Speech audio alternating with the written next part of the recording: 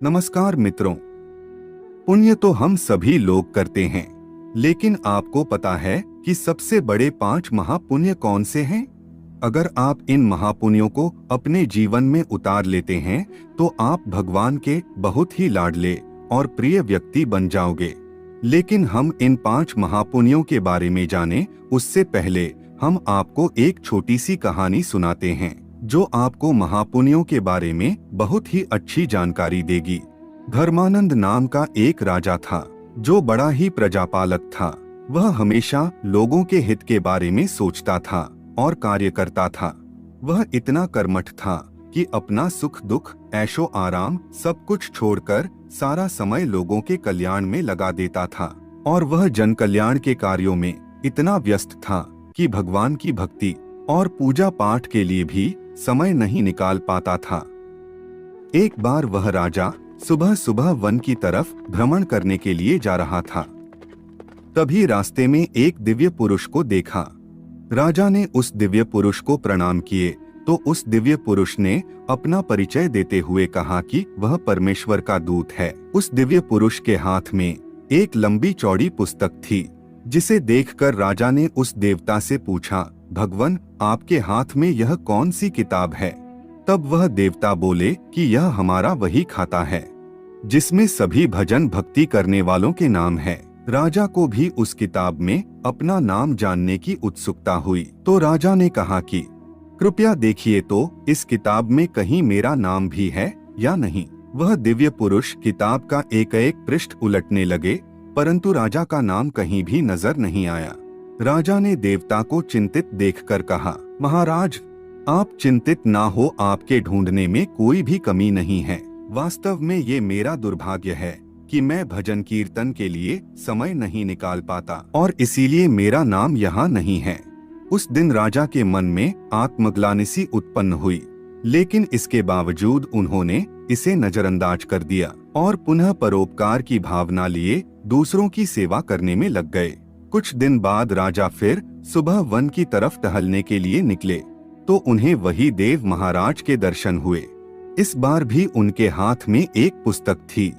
इस पुस्तक के रंग और आकार में बहुत भेद था और यह पहली वाली से काफी छोटी भी थी। राजा ने फिर उन्हें प्रणाम करते हुए पूछा, महाराज, आज कौन सा बही खाता आपने हाथों में लिया हुआ है? देवता ने कहा, हे राजन, आज के बही खाते में उन लोगों का नाम लिखा है जो ईश्वर को सबसे अधिक प्रिय हैं। राजा ने कहा, कितने भाग्यशाली होंगे वे लोग, निश्चित ही वे दिन रात भगवत भजन में लीन रहते होंगे। क्या इस पुस्तक में कोई मेरे राज्य का भी नागरिक है? देव महाराज ने बही खाता खोला और ये क्या? पहले पन्ने पर पहला नाम राजा का ही था। राजा ने आश्चर्यचकित होकर पूछा, महाराज, मेरा नाम इसमें कैसे लिखा हुआ है?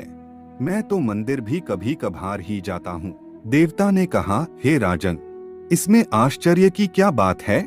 जो लोग निष्काम होकर संसार की सेवा करते हैं, जो लोग संसार के उपकार में अपना जीवन अर्पण करते हैं, जो लोग मुक्ति का लोभ भी त्याग कर प्रभु के निर्बल संतानों की सेवा सहायता में अपना योगदान देते हैं, उन त्यागी महापुरुषों का भजन स्वयं ईश्वर करता है।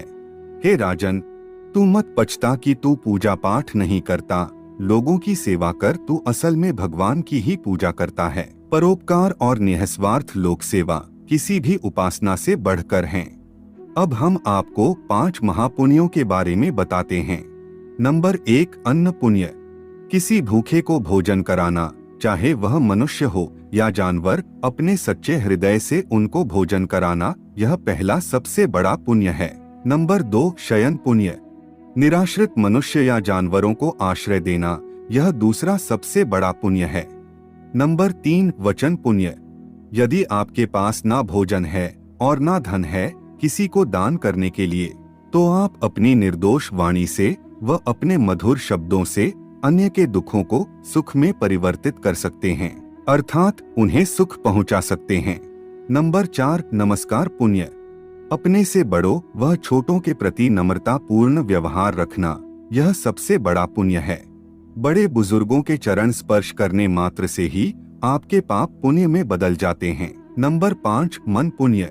हृदय में सभी प्राणियों के प्रति सुख की भावना रखना और अहिंसा का पालन करना बड़ा पुण्य है। अर्थात पुण्य वह है जो आप अपने पवित्र हृदय, द्वेष मुक्त चित्त व मस्तिष्क के उच्च भाव व उच्च विचारों के साथ करते हैं। तो मित्रों, आज की यह प्रस्तुति आपको पसंद आई है तो प्रस्तुति को लाइक अवश्य ही करें।